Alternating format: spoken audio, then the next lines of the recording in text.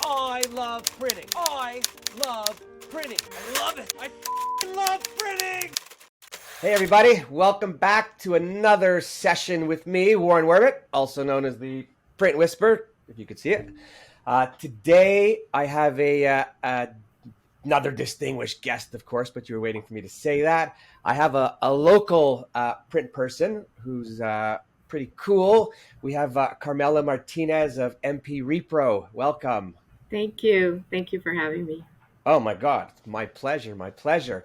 So before we get into anything, why don't you just tell us a little bit about MP Repro? So MP Repro is going to be turning 60 next year. Founded by a company founded by my father.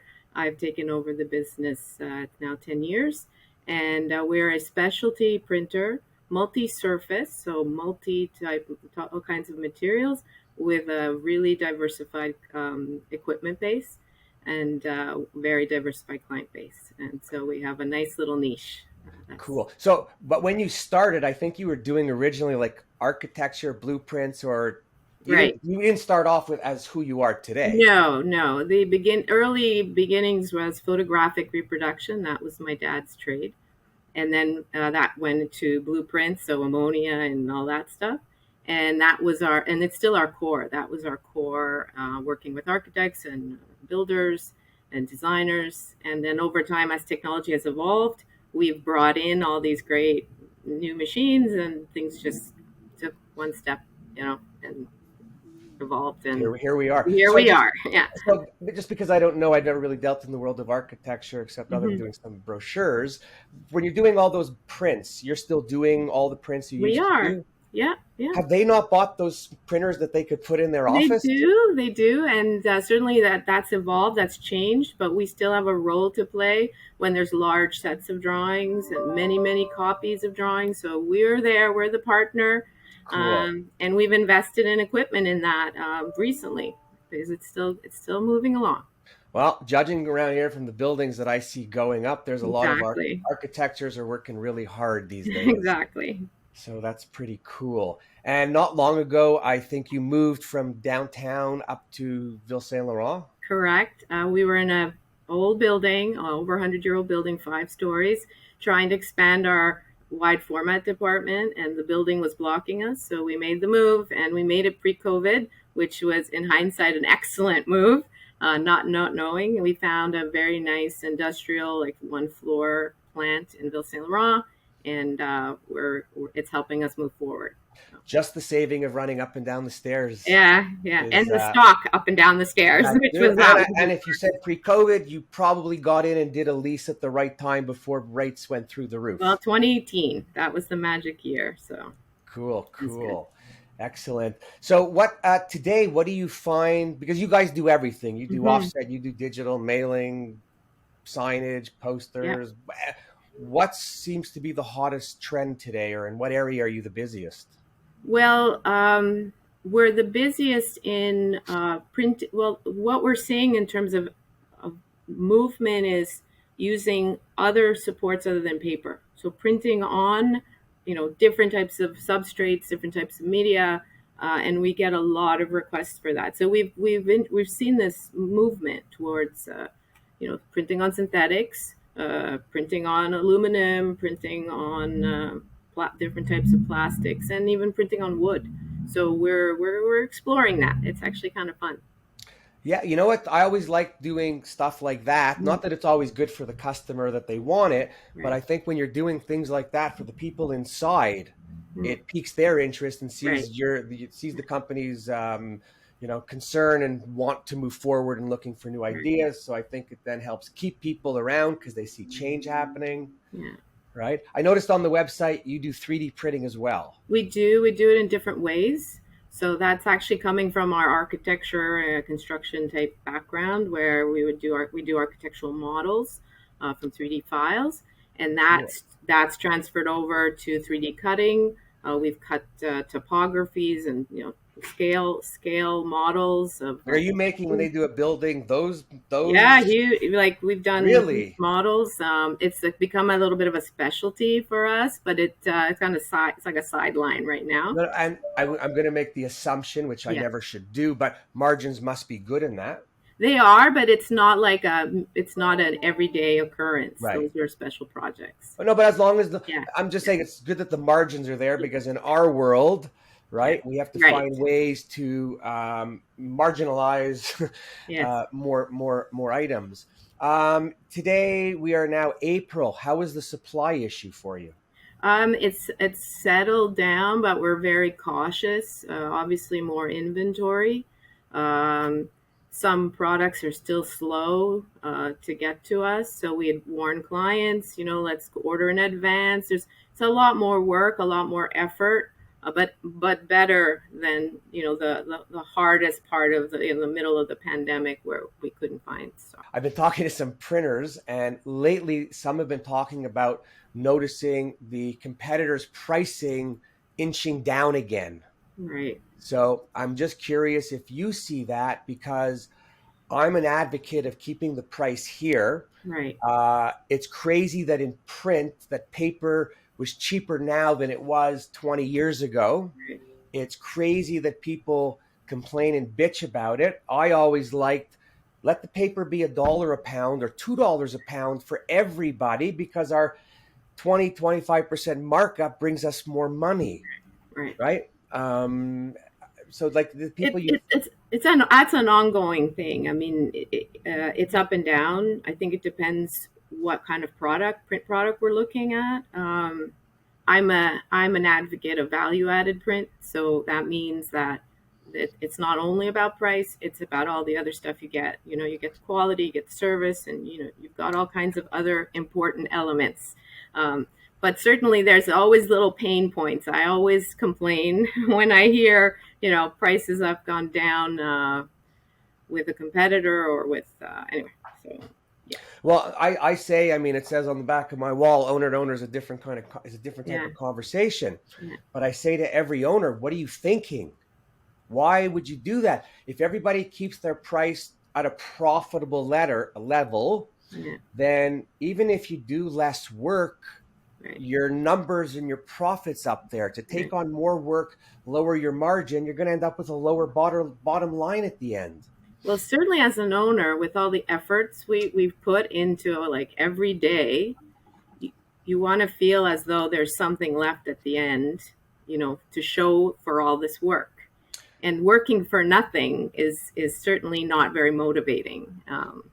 Well, so it's funny you say working for nothing, because I always used to wonder, why is it that in the world of print are people expecting us to work for nothing? Right. And why are they always asking us to lower the price when the print part is usually the least expensive part Right. of their whole job, including Right. creation and Yeah. putting it together? And when you say as owners, it's not just that we have the place. As owners, our lives are on the line. Yeah. We've committed, our families might not know it, but we've signed them over to the bank, Right. right? And today with Yeah. the where financial life is, I don't even know how to call it anymore, because there's not a recession, but everything's out of control and whatever. It's even a little harder for us because the cost of borrowing is way up, Yeah. right? Go finance equipment today for 8, 9, 10%. It's very It's painful. scary. Yeah. It's So painful. if print owners are listening to me, Jesus, Murphy, please keep your prices up there, and don't listen to your salesman when they come in and tell you we need a better price when you haven't quoted it yet. You ever have that?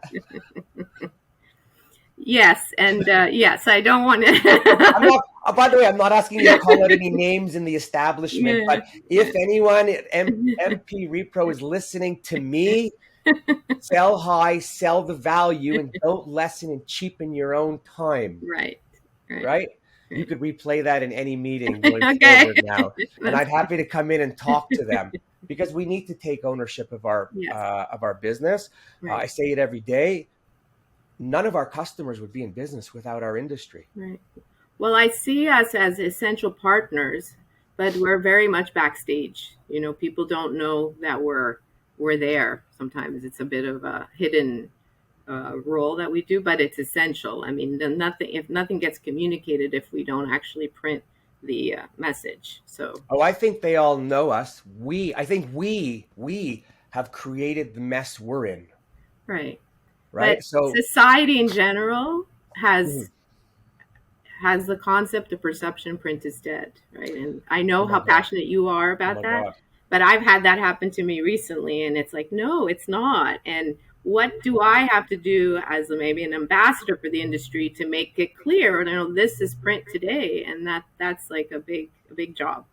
So every time somebody says to me, print is dead, Yeah. I lose my mind. Yeah. And I don't count to three before I respond, because over the years, as I've matured, I've learned to count to 3 to 5 to Uh-huh. lessen. And I'm like, what do you mean print is dead? What the hell's wrong with you? You Yeah. woke up this morning, your your Yeah. toothpaste is printed. You went to the fridge, your bread bag is printed. Everything, look around, everywhere's printed. Who told you print's dead? And they go, oh, oh, oh, Right. right. But when I think back to the emails, you know, don't print this email. Uh-huh. Well, I always used to say, please print this email. Paper is a renewable resource. Right. I say that. Uh, I say the same. I say it's a renewable resource, and certainly it's not the worst problem we have right now. it's not a problem at all, actually. Right. That's what we have to say. We're planting better trees in better places, and the whole FSC thing, which I think is good.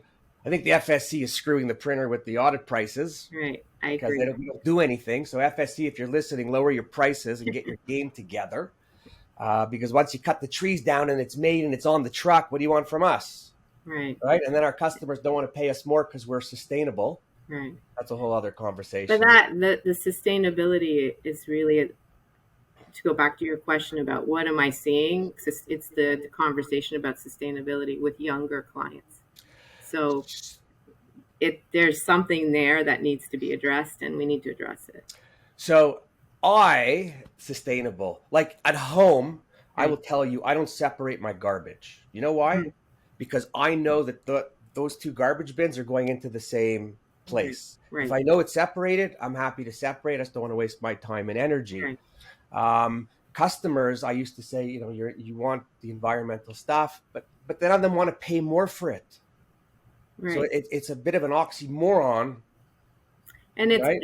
it's a different conversation. It's a conversation about reducing waste, reducing pollution, reducing. So it's a value. It's becoming a value rather than just a question of like what you get for this price. So everybody on the planet has to do this. It's not just Oh, I agree. I just think there's a whole lot of greenwashing, and I Right. think sometimes the conversation is convoluted Mm-hmm. because it's not everyone on the same page for the same reason of our environment, Right. right? Right. And then when I get these big brands who are talking about it, then I say, well, why when I go into the store, our box is so big when nothing's in it? Right. Right. Put So, an insert instructions, Right. put it in. Right. Why are you taking up so much shelf space Right. and wasting? Yeah. Right? That's it. Yeah. Clamshells are great because you don't want the product to be stolen, but once you get it home, and first of all, you can't even rip or cut them open, they're so hard, and you cut your Yeah. hand. There's no scissor at my house that can cut through those packages. That's all I know. Right, and then what do you do with that? Yeah. Anyway, I don't have all the. I actually don't have any answers. I just like to call people out on it. Going forward, do you have any big plans? Do you see anything that you want to do? You're smiling already. I do. I am not going to tell the world about it just yet, but I get very, I'm very interested in like all the embellishments. We've talked about this, the specialty inks, spot varnishes and different color inks, and how does that all come together to create a better product? We have these capabilities already at MP. We have it in our small format, our digital press, and our wide format, and I really see an amazing projects that are going to be coming up. Oh, for sure. So I'm going to take a second because you said embellishments, and I'm going to talk about my other company that I'm involved in, Tactiful. And I'm just going to give you one bit of information from the research that we've done and the surveys that we've done. If you're doing CMYK Plus and you have those extra colors, it is so imperative that you are doing a ton of your own promo using all of those colors on a regular basis and sending it out. Your salespeople are not going to do the best job, even though they might all be amazing, right? And I say it to everyone, and Kevin's probably saying, "What are you doing that for? We charge for that information." But I'm a promoter of print. But if the print owner doesn't take the bull by the horns Right. and dictate that, your customers are not going to know. Right, exactly. So there's a bit of a educational process that has to happen to maybe make people aware that this is available. So these are part of my plans. So Okay, good. The other thing I'll throw in there, because I can never shut up, for people with embellishments and additional colors, if you don't know it, you should know it. But stuff checks out off the shelf hmm with the hmm more bling and flash that it yeah, has than if it's just flat, right, right, right? right. And we have to learn how to help our customers and the brands appreciate what the offering is. So it's That's right. pretty. We got a lot of work ahead of us. Exactly. So there's no rest. No. Do you have a lot of salespeople on the road? um, it's a mix. It's a mix. We also use Google as a sales rep. So with the whole SEO, so it's kind of become a hybrid more scenario to how to get new business, how to do business leads. It's still not clear to me, what's the ideal way. I think it's a combination of things that have to happen in the sales process to make that happen. Well, I tell every print company you should be marketing, you should be making samples, you should be doing mailings every month because we're Yeah. promoting that we do mailings, that we understand hmm how to do mailings. And then the other thing is, if every print company in their own does a mailing of 500 to 1,000 every month to 1, 2, 3 mile of their business, hmm you will reach more people than any of your salespeople will Yeah. reach. Oh, absolutely. And you're Absolutely. then starting to build Yeah. relationships company to company, Yeah. right? Yeah. And then when the phone rings, hopefully the person who goes to see them or calls them Exactly. is smart and could communicate with them in a way that everyone feels good. Absolutely. um, I was talking to someone the other day. They actually asked me if I would quote something, and I said sure. And I said to them, "Can I ask who I'm competing against?" hmm And I always ask that question just to know the field I'm on. Right? Am I on a high end quality printer, or am I a bottom feeder? hmm Bottom feeder, walk away. hmm And you know what they told me? They said, "Oh, we get our prices from Staples." There's a couple of those sites, and people compare us with those sites, and there's an explanation that has to happen. It's not the same thing. So yes, that's a whole Mm. other that's a whole other world. I still can't speak after that one. I know. I mean, I know. I shop at Bureau and Grow, Staples, Yeah. whatever. Yeah. Maybe I got a photocopy there once in a rush, but I don't know that I'm calling them to do my print. Well, we each have our different roles to play, and certainly printers like MP and all the others that are in town, we have an expertise that some of these other places are not necessarily ready to Yeah, support. no. So our heart, soul, and money is Right. in Yeah. it. There's Also. the expertise. Yeah. Cool. Okay, so before we go, anything last minute, anything to anyone listening you want to say? Keep on. We got to keep on doing what we're doing. That's all. It's and we have to welcome the young. In French we say la relève. La relève is like the next generation that's going to come and take and work in print, and that's got to be a priority for us right now. I think it's important that we think about that. So Okay, that's my message. so Yeah. before we go, then I'm just going to have to ask you, what's the average age in your company, and what do you do to attract the youth? So average age, it's gotten a little younger lately because we hired some new. Now it's 53? No. There's a lot of people that are like 40 and over here, Hey, yeah, and listen, we've got a few younger ones in their 20s, and it's helping make that average a little more interesting. What do we do to attract younger generation? It's to bring, it's to listen to what's important to them. So if it's important to put some procedures in place in the company, talk about environment or reduction of waste, we will do it. We will do it because eventually they were going to be the ones that are going to be taking over, and so there's a sense of a collaboration and of a listening to, it's all about that. So no, I'm here ready to cheer you on and clap, because I Yeah. had a gentleman say to me, an older gentleman say to me, we can't seem to keep the young people in the company. Right. And I said to him, well, you need to stop talking to them. Yeah. I said, because they're talking to you and telling you things, but you're not acting on it. So then you become dormant to them. Right. So maybe it's not intentional, but get someone who's around who's going to communicate and make them feel. I said, because we know already from what we hear, I don't agree with all of it, but that they bounce around, they do, they're lacquer, blah, blah, blah. Right. But the youngins I'm coming in contact with in our industry, they're passionate, they're loving it. They're not getting dirty anymore because everything's push buttons, screens on the press, ink in canisters, right? And they have extremely valid points. And I'm a mom of two young ladies in their 20s, and they'll tell me. And so when I learned that lesson as a mom, I'm applying it as a business owner, because they have valid points, and the future's in their hands. So I would ask my kids stuff too, and and I would ask them, and I go, okay, I'm gonna have to try to listen to you. Yes. Right, because at some point. So, anyways, very cool, and kudos. Oh, the other thing I used to do is I used to call Rosemount Vocational School. Yeah. And I would have their print graduating class come in, and I'd give them tours. Yeah, I do the same. Well, and not then with Rosemount, but yeah. And then I would give them all portfolios on the company, and I would tell them, go home and give these to your parents, because maybe they work somewhere they need print. Well, I'll share a story. Last year, I welcomed a grade 4 group that had a project to print a book that they wrote.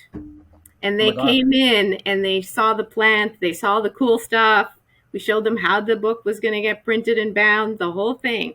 And I actually had a few of them looking like they might be interested in working for us. But I'm like, you got to go finish your school. You're a little too young. But I love the energy and the interest. And I would do that. Like every month to have elementary school kids come in. Goosebumps from that story. 4-year-olds. No, grade 4. Grade 4. Okay. So they're like 9 years old, But it's good. I mean, listen, I spend fantastic. I spend half the time on TV watching on YouTube how they make that. Yeah, It doesn't matter what. I just love the process of making things. So when you can get young ones like that in to see. Yeah, great. And you know what? In the past, anyone who's ever come into my print facility at the time who never knew print, every single person's amazed. Yeah. Right. That's our biggest selling point, is to show what does our plant look like, and how does the job get done, and that really opens people's eyes up. So I think that's the future of attracting new talent is showing them that side. Oh, for sure. And I guess when you moved, you had the opportunity to like really set it up. Really. Oh, we look good now. Now we look good. Well, I'm going to come by in the next few weeks just to visit, because I miss going to plants every day. Anytime. Awesome.